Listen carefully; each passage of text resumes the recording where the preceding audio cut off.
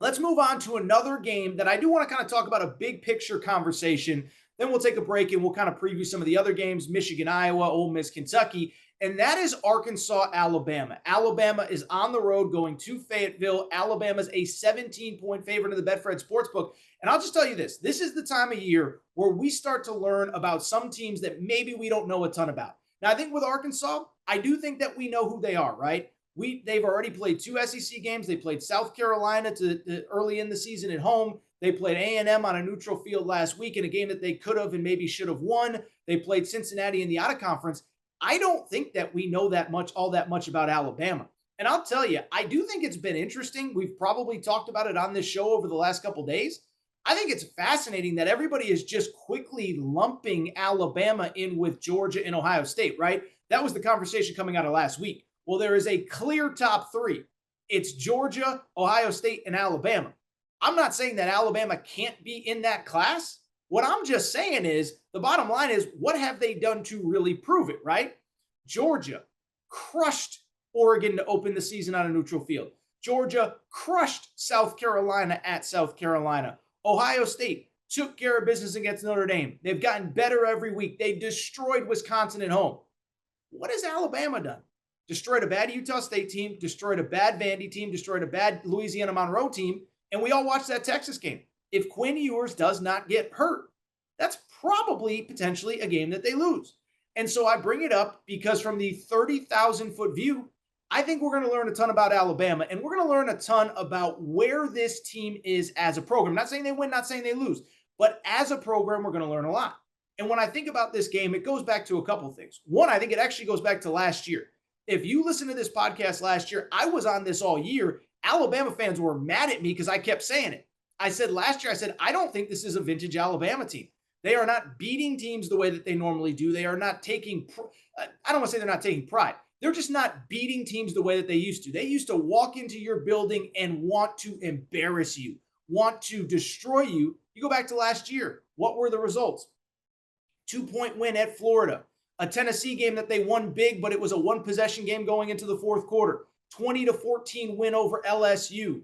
And by the way, LSU had already fired Coach O at that point. A narrow win against Auburn, in the Iron Bowl in 4 overtimes. Obviously a loss at Texas A&M. And so I said it all last year. I thought it was going to change this year, but so far it hasn't, highlighted, of course, by that Texas game that they survived by the skin of their teeth. And so what we're going to learn about Alabama this week, I think it's pretty straightforward. I think it's very straightforward, and I think it goes back to something we talked about earlier this week and a quote that Nick Saban has said. Nick Saban said after the Louisiana Monroe game, this is one of the great all-time quotes via Nick Saban.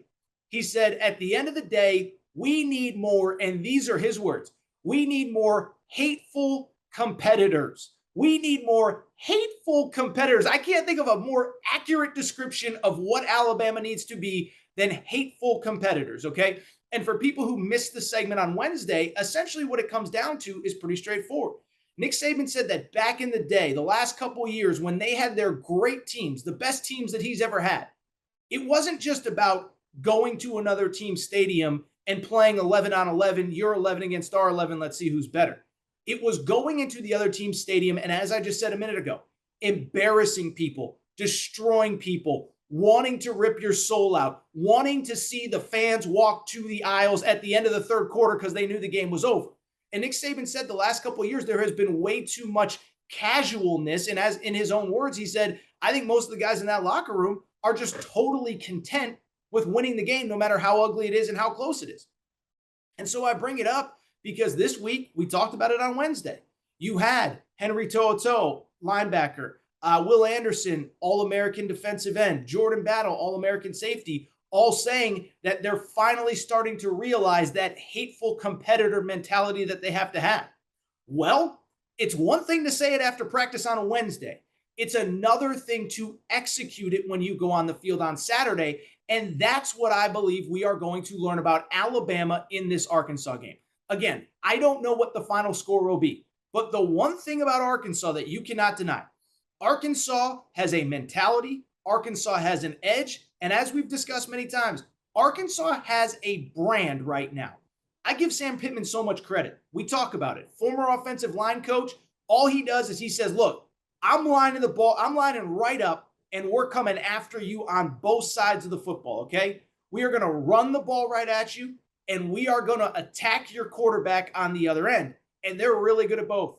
Top 10 rushing offense in college football, even in the loss last week, 250-ish yards of rush offense, and they lead college football in sacks. Now, if Alabama comes out with the hateful anger, the hateful mentality, the hateful will that Nick Saban has talked about, I do think they win this game, and I think they potentially win big.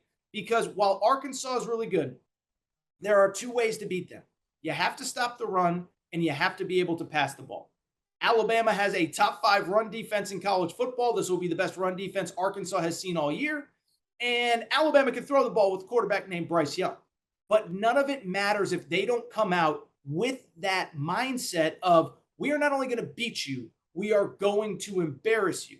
And it's one thing to do it against Louisiana Monroe, and it's one thing to do it against Vandy, and it's one thing to do it against Utah State. It's another thing on the road against a team that is not afraid of you and wants to physically beat the crap out of you. And so as far as this game's concerned, listen, I'll tell you, sometimes I have a great feel for a game. I'm going to make a pick, and I feel good, and this is my pick, and this is where I'm going to go. Arkansas, Alabama a 17-point favorite in the Betfred Sportsbook.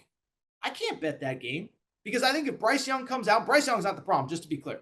Bryce Young comes out throwing darts. I think it could be a long day for the Arkansas secondary if he gets rid of the ball quickly, doesn't let those pass rushers get to him, including his former teammate, Drew Sanders, who now plays at Arkansas. I think it could get ugly. I think Alabama could win big, and they could look like a vintage Bama team because I think they match up nicely.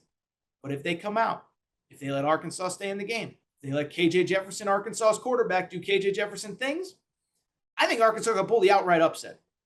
So this is one I'm totally staying away from. I know who Arkansas is. I know their strengths. I know their weaknesses. I know they're going to be angry, especially after that loss to A&M last week. I know nothing about Alabama right now. This one is a complete stay away to me.